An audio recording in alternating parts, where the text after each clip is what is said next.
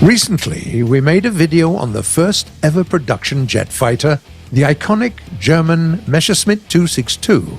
It's hard to overstate the importance of that aircraft. But just a few months into its service, it already had a proper rival. In July 1944, the Royal Air Force were already using the Gloucester Meteor, subsequently the only jet aircraft on the Allied side that saw actual use in combat during the war.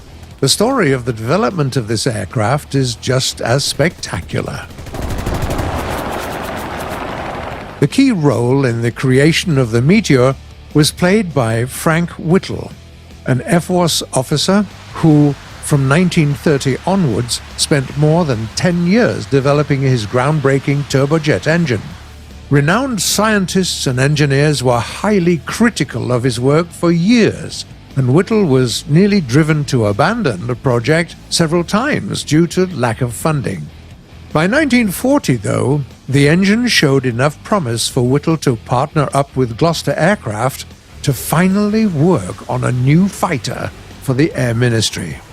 Gloucester designers settled on a conventional straight-wing monoplane design. Having tested the capabilities of the single-engine Gloucester Pioneer, they decided that their new aircraft would be powered by a pair of turbojet engines housed in nacelles. The aircraft was also to feature an armament of 6 20mm Hispano Mark V cannons, but due to problems with their placement, 2 of those cannons were eliminated on the road to production. After most teething problems had been solved, the Meteor was finally accepted into service. The earliest F Mach I variant saw only limited production and was used primarily as a trainer aircraft. The first truly mass-produced Meteor was the F Mach III. In War Thunder, this aircraft is fitted with Darwin turbojets, outputting 907 kilograms of thrust. In comparison with the German Schwalbe, this Meteor is better at getting up to speed and has better turning performance in level flight, on par with piston-engine aircraft. Another thing distinguishing the Meteor from its counterparts was its armament configuration.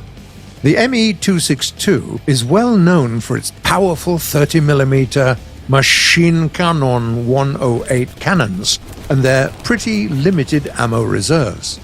In contrast, the Meteor was armed with less punchy 20mm guns but carried more ammunition, 780 rounds, 3 times more. In other words, both aircraft had a trick or two up their sleeves, but they were not fated to meet in combat. The British initially used their Meteors only to counter the V-1 flying bomb threat and to provide air defense. Meteors were used offensively only at the very late stage of the war, where they got to fight a few AR-234s while flying armed reconnaissance and ground attack operations. So there's that.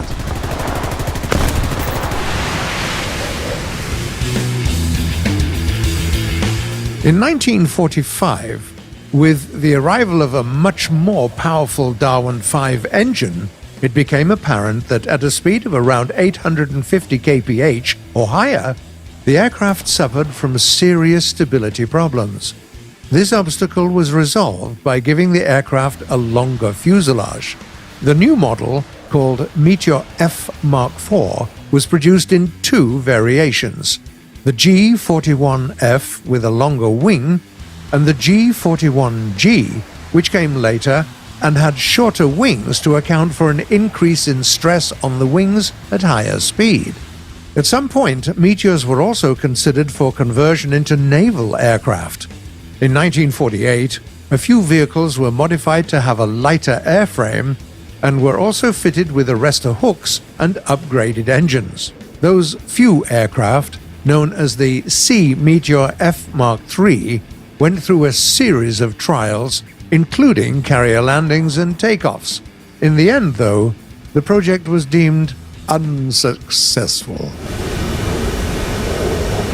Finally, the very same year was when the last mass-produced variant of the Meteor was introduced, the Meteor F Mach VIII. The wing structure was reinforced with additional alloy steels used in the framework, and the nacelle structure was modified yet again to improve access. The Mark 8 is easily recognizable because of its new tail assembly taken from the E-144 experimental fighter aircraft, and that wasn't all. The Mark 8 also got a new powerful Darwin 8 engine, producing 1,630 kilograms of thrust. Meteors of the Royal Australian Air Force took part in the Korean War, where they had to fight with MiG-15s. That experience highlighted the fact that, by that point, the British fighter, though still capable, couldn't really compete with more modern fighter aircraft. As a result, Gloucester engineers tried to modify it for ground attack by giving it the ability to carry an increased payload, with even more RP-3 rockets or 1,000-pound bombs, in an effort that led to the creation of the Meteor F Mach 8 Reaper variant. It's available in War Thunder as a premium vehicle, but in real life this experimental model never made it into production. Meteors saw it all. An ideal testbed for a variety of products which followed it, Meteors were used as attack aircraft by the armies of Israel, Argentina, and many other countries, while the British simply used them for almost anything. Target towing, testing new ideas and technologies, as trainer aircraft, you name it.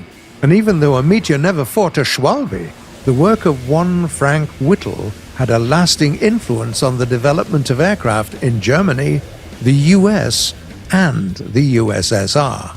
So, what is your favorite Meteor?